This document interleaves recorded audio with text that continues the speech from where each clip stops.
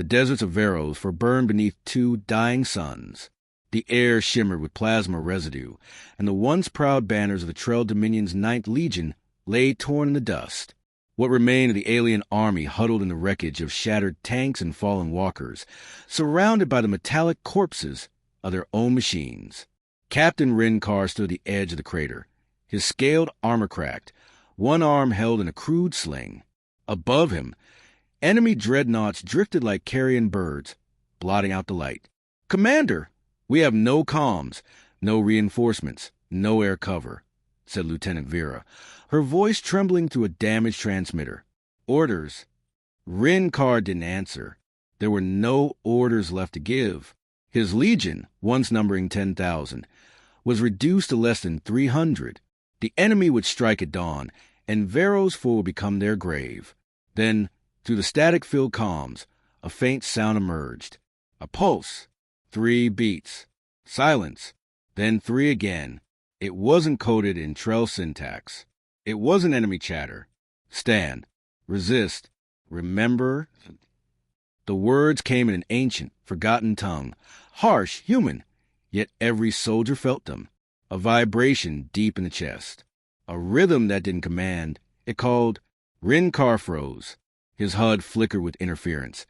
And for a heartbeat he saw flashes, blurred images of beings with soft flesh and fire in their eyes, standing on a blue world under falling ash. He didn't understand who they were, but he understood what they meant. Vera whispered, "What is that?" Rinkar's throat rumbled. Hope. Something shifted. Across the trenches, wounded soldiers rose.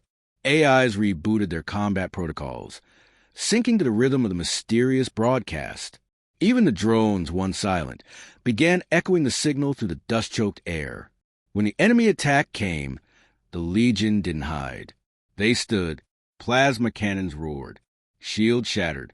But the aliens fought with a fury none had seen in generations. Not for conquest, but for meaning. They fought to answer that voice. Hours later, the enemy fell back, leaving a field of burning wreckage and stunned silence. The Legion had survived. Barely. As Rinkar looked at the sky, the signal pulsed once more, faint but steady. If we fall, let this echo remind the stars. We were here and we stood.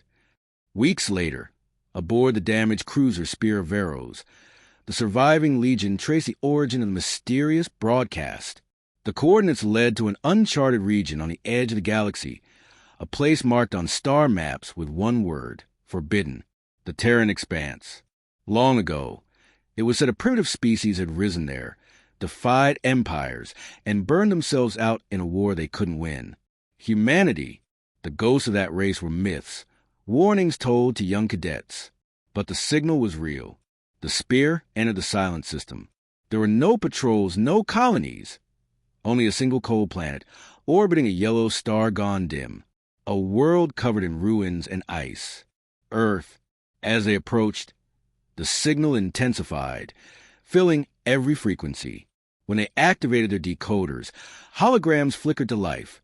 Soldiers in tattered armor, engineers welding broken ships, children singing in shelters.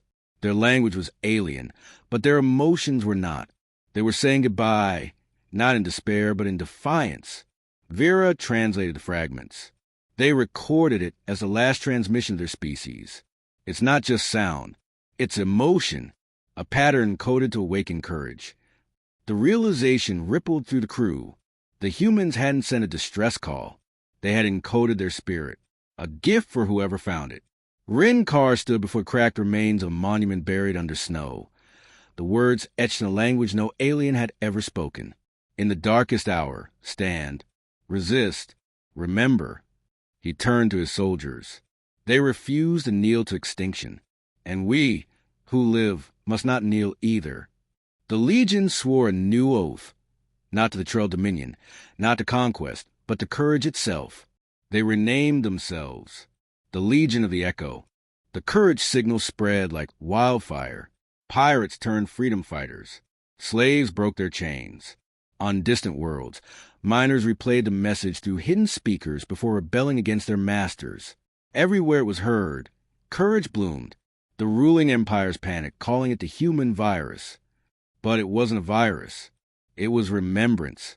Rinkar became a symbol, the alien who carried humanity's fire. He transmitted the signal openly, his fleet flying the emblem of the Legion of the Echo, a star within a clenched hand. Under that banner, scattered civilizations united, not by blood, but by belief. Then, while scanning Earth's ruins again, Vera discovered a secondary data stream hidden within the original signal. Coordinates leading to the mountains of Old Geneva. There, beneath the ice, they found a sealed bunker still humming with power. Inside, a holographic archive.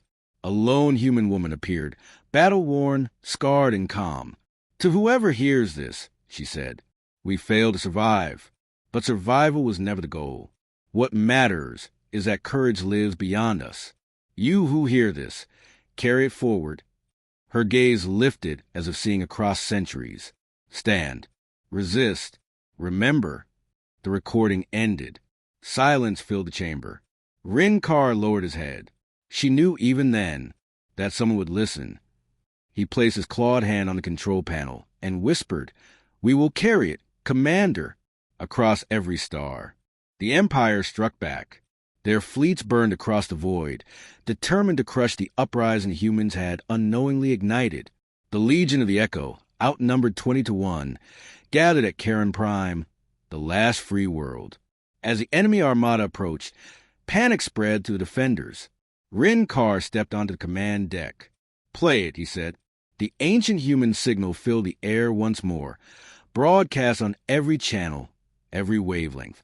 The words echoed through both fleets. Stand. Resist. Remember. The sound wasn't just heard, it was felt. Enemy soldiers hesitated. Some lowered their weapons. Others turned on their masters. Rinkar's fleet surged forward, the courage signal blazing like fire across the void. The battle raged for days. Ships burned, planets shook, but the spirit of defiance spread faster than death. By the war's end, the Empire collapsed, not from destruction, but from awakening. Peace followed. The Legion of the Echo became not conquerors, but teachers, spreading the philosophy of courage to every corner of the stars. Years later, Rinkar returned to Earth. The world was silent, yet alive with echoes. He knelt before the cracked human monument, where it had all begun. He placed his clawed hand on the stone and whispered softly, "You were right. Courage is never lost. It only waits to be remembered." As he turned to leave, the wind carried the faintest whisper, a voice lost to time, yet eternal in the stars. "We were here, and we stood."